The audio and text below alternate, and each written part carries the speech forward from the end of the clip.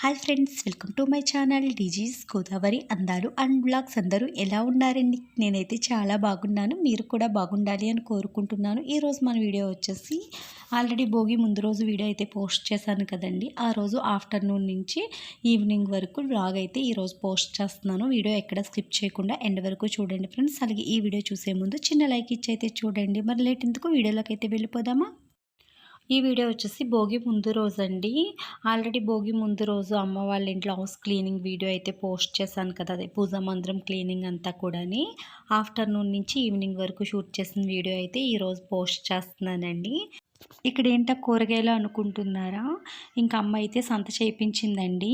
మా ఊరు పక్కనే సోమేశ్వరం అనేసి ప్రతి శనివారం కూడా ఆ ఊర్లో సంత అయితే వేస్తారండి. మా ఊర్లో వచ్చేసి ప్రతి మంగళవారం అయితే వేస్తారు. ఇంకా పండగల టైంలో ఏం తెప్పించుకుంటాంలే, ఏం కావాల్సినా కూడా అన్నట్టుగా ముందుగానే శనివారం రోజు ఆ సంత నుంచి అయితే మొత్తం కూరగాయలన్నీ కూడా తెప్పించిందండి. అమ్మ వాళ్ళైతే ఇలా సంత వారం వారం అయితే చెయ్యరండి. ఎప్పుడైనా 15 రోజులకు ఒకసారి లేకపోతే 3 వారాలకు ఒకసారి అయితే తెప్పిస్తుంది అమ్మ సంత.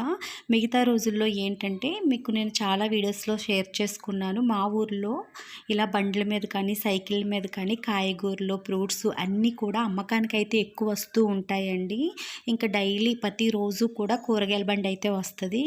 ఎప్పటికప్పుడు ఫ్రెష్గా కొనుక్కోవచ్చు కదా అన్నట్టుగా అమ్మ వాళ్ళు ఇంకా ఇంపార్టెంట్గా కావాల్సినవి పచ్చిమిర్చి, ఉల్లిపాయలు, అల్లం ఇలాంటివి స్టోర్ చేసుకుంటారు తప్ప మిగతా ఏ కూరగాయలు కూడా అమ్మ వాళ్ళైతే స్టోర్ చేయరండి.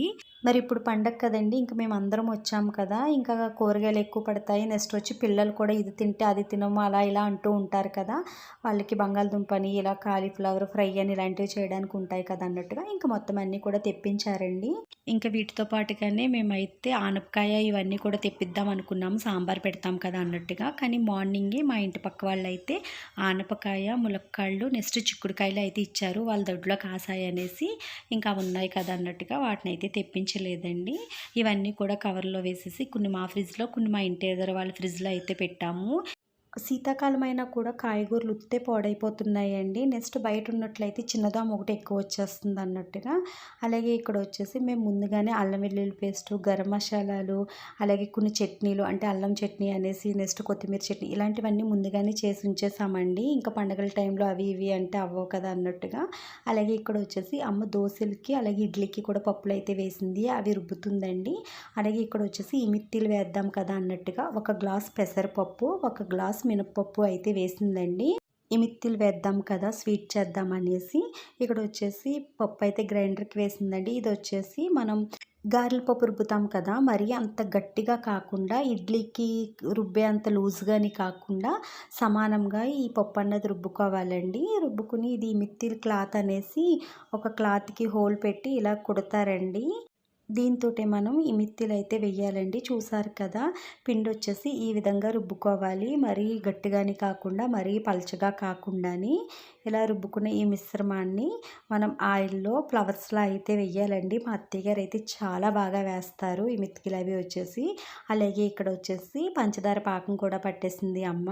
మరీ తీగ పాకం కాకుండా అలా అని మరీ వాటర్ వాటర్ కింద కాకుండా సమానమైన పాకం వచ్చేలా పట్టాలండి.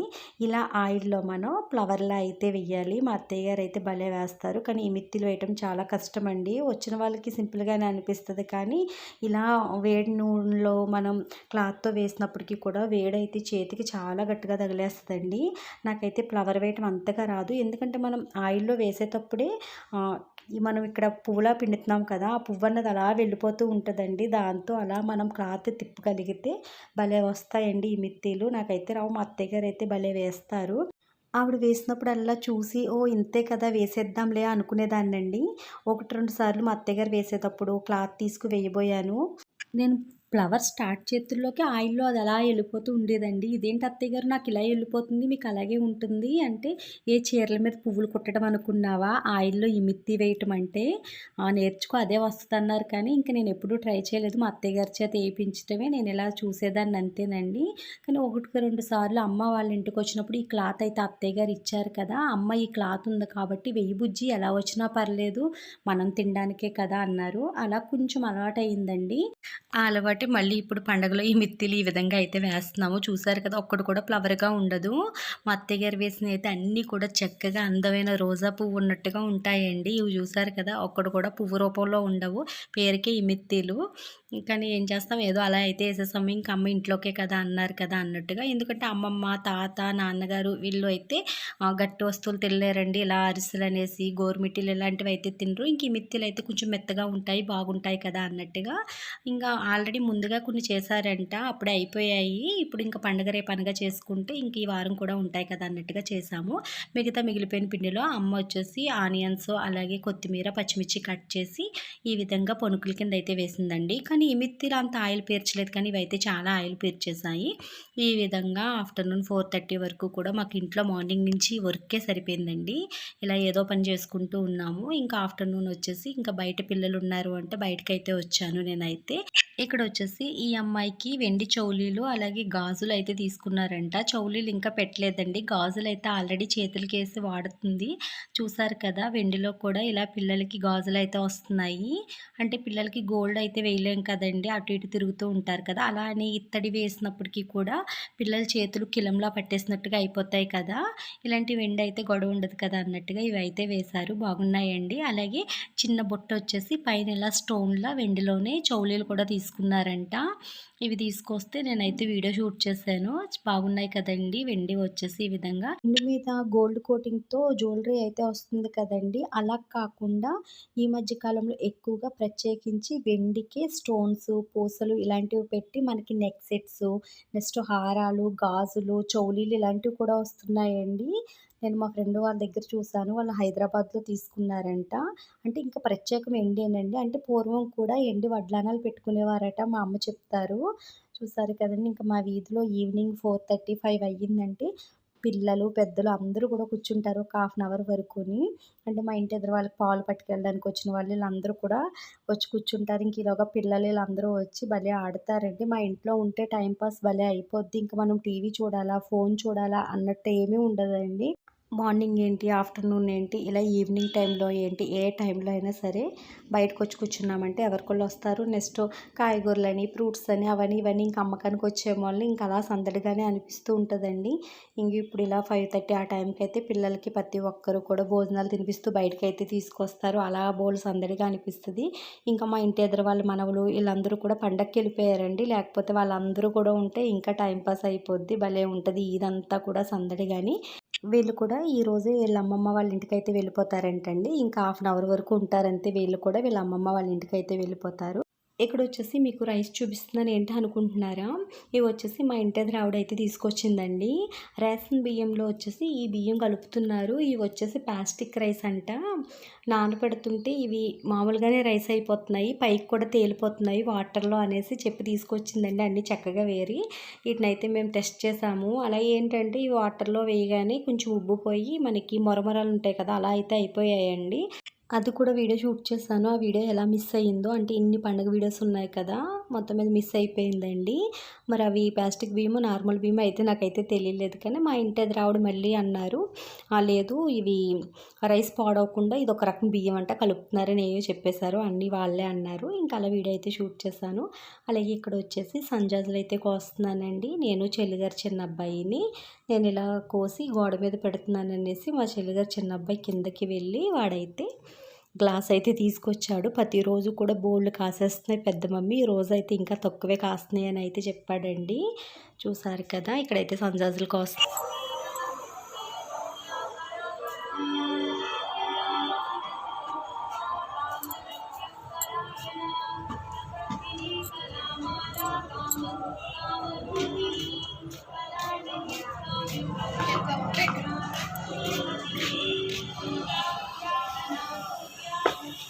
దేవుడికి ఎత్తుందా మీ అమ్మ, పెట్టుకుంటుందా పువ్వులు? దేవుడికి ఎత్తలేదా దండగుచ్చి?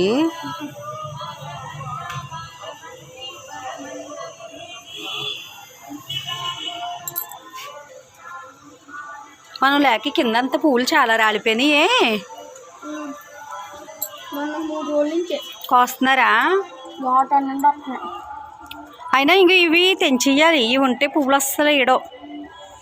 ఇవి చూసావా, ఇవి కాయలు అయిపోతాయి. ఈ కాయలు పెద్ద పెద్ద నేరేడు పొల్ల రౌండ్గా, నేరేడుకాయల అల్లి పొల్లు అంటారు కదా, అల్లి పొల్లులా అయితే అయిపోతాయి. ఇప్పుడు ఇంకా ఇవి చిన్న కాయలే, పెద్దవి అవ్వలేదు. ఇవి ఉంటకే ఇంకా మొక్క మళ్ళీ బలంగా ఉండదు, ఇవి తీసి పాడేయాలి. ఇంక ఇలాంటి కొమ్మలన్నీ ఇరిసేయాలి. చూసావా, ఇవన్నీ పనిచేయు. ఇవన్నీ తీస్తే ఇటుకల మీద కూర్చుని కోసా. ఒరే మొక్కలు తెంపుకో.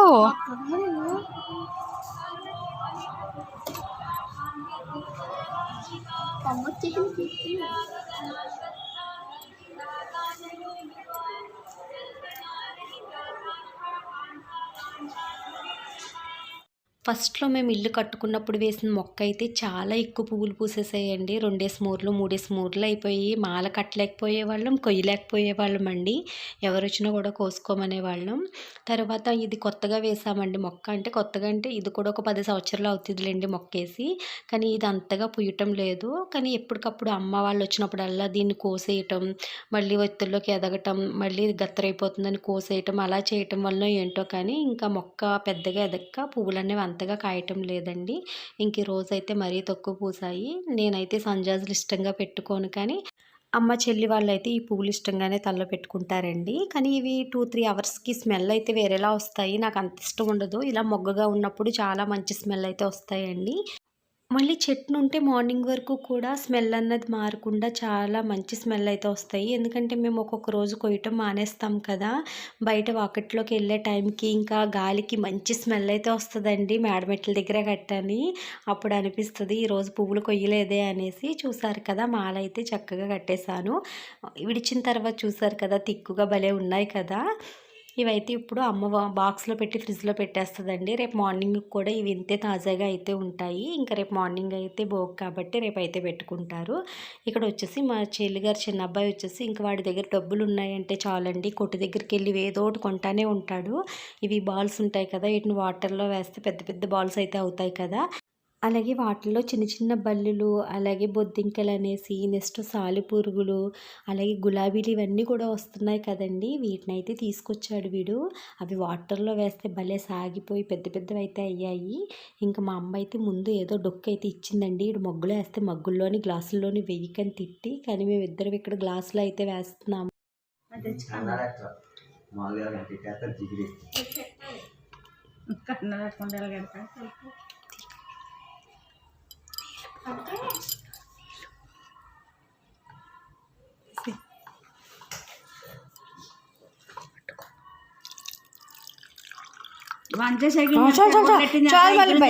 బయటకు వచ్చేస్తే మరి ఇప్పుడు అందులో బాల్స్ ఎలాగా సెక్వేట్ ఆడతాను సెక్కు సిక్విట్ అడికెట్ తెచ్చే. ఇలా నేనేమో వీడియో గురించి, ఆడేమో ఆటల గురించి ఇలా తెచ్చుకు ఇలా చేస్తుంటే మా అమ్మ మా చెల్లి అయితే తెగ తిట్టారండి. మళ్ళీ ఇద్దరం బయటకు వచ్చేసి ఆ వాటర్ అయితే ఉంచేసాము. చూసారు కదా బళ్ళు అయితే ఎలాగైపోయిందో. మా చిన్నప్పుడైతే సేమ్ ఇలా కాకుండా సేమ్ అచ్చం బల్లిలాగే అదొక రకమైన ప్లాస్టిక్తో అయితే బళ్ళు వచ్చేదండి. మా బేవక్క వాళ్ళ ఇంట్లో అయితే ఉండేది. మా సీతక్క, మా బావ వాళ్ళైతే ఆ బల్లి మీదేస్తే చాలు మేమైతే పెద్ద పెద్ద అరుపులు అరిసేసేవాళ్ళం. ఇలాంటివన్నీ కూడా మా చెల్లిగారు చిన్న అబ్బాయి కొనుక్కు తెస్తాడండి. మా అబ్బాయి కానీ మా చెల్లిగారు పెద్ద అబ్బాయి కానీ ఇలాంటి వాటి జోలికి వెళ్ళారు. ఈడేనండి కొట్టు దగ్గర ఏదైనా కొత్తగా ఐటెం వచ్చిందంటే చాలు, అది 10 రూపాయలు 5 రూపాయలని ఆలోచించడు, డబ్బులు పట్టుకెళ్ళిపోతాం కొనేయటం. ఇంకోండి ఆడపిల్లల గోర్లు కొనుక్కు తెచ్చుకున్నాడు. వీటిని అయితే అంటించుకుంటాం. గోర్లు కట్టాలి ముందు, ఇది చూసుకో చేతి ఏ గోర ఏదో తెలియాలి కదా, పెద్దది తెలుసు. ఏదో అయిపోయింది, మోతి సుదిలేసావు. ఇప్పుడు ఎలా పెట్టు నమ్ముతారా? నిలబెట్టేస్తున్నాడు గోర రావడం. ఒక గొమ్మని తిట్టేసే మొత్తం మాకు లేకుండా చేస్తావు. ఇప్పుడు ఇవి ఉన్నాయి కానీ గొమ్మ లేదు మాకు. ఇప్పుడు రాకూడదు, వచ్చేస్తే ఇప్పుడు ఏంటో వేడి నీళ్ళు ముంచేస్తాను. ఇప్పుడు నాకు ఇంత గోర ఉంది. ఈ గోర్లు అయితే భలే ఉన్నాయండి. ఇంతకుముందు కూడా వచ్చేవి, కానీ గోరు వచ్చేసి కలర్స్ అయితే వచ్చేవండి. ఇలా గొమ్మ ఏమి ఇచ్చేవారు కాదు, కానీ మనమే గోరుకి గట్టిగా నొక్కితే అంటుకున్నట్టుగా పట్టుకు ఉండేవి. ఇప్పుడైతే గొమ్మిస్తున్నారండి, కరెక్ట్గా టైట్గా అంటుకుంటున్నాయి. నెక్స్ట్ మనం నెయిల్ పాలిష్ వేసుకున్నా కూడా బాగుంటుంది కదా అన్నట్టుగా నేను కూడా ఒక సెట్ అయితే తెప్పించుకున్నాను. చూసారు కదండి ఈరోజు వీడియో అయితే ఇంతే. ఈ వీడియో మీకు నచ్చినట్టయితే లైక్ చేయండి, షేర్ చేయండి. అలాగే మరిన్ని వీడియోలు మన ఛానల్లో మీరు చూడాలి అనుకుంటే మన ఛానల్ని సబ్స్క్రైబ్ చేసుకోవడం అయితే మర్చిపోవద్దు. అలాగే పక్కనున్న బెల్ ఐకాన్ క్లిక్ చేయండి. నేను ఏ వీడియో పోస్ట్ చేసినా నోటిఫికేషన్ అయితే మీకు వస్తుంది. ఓకేనా ఫ్రెండ్స్, బాయ్ ఫ్రెండ్స్, మళ్ళీ రేపు వీడియోలో కలుసుకుందాం.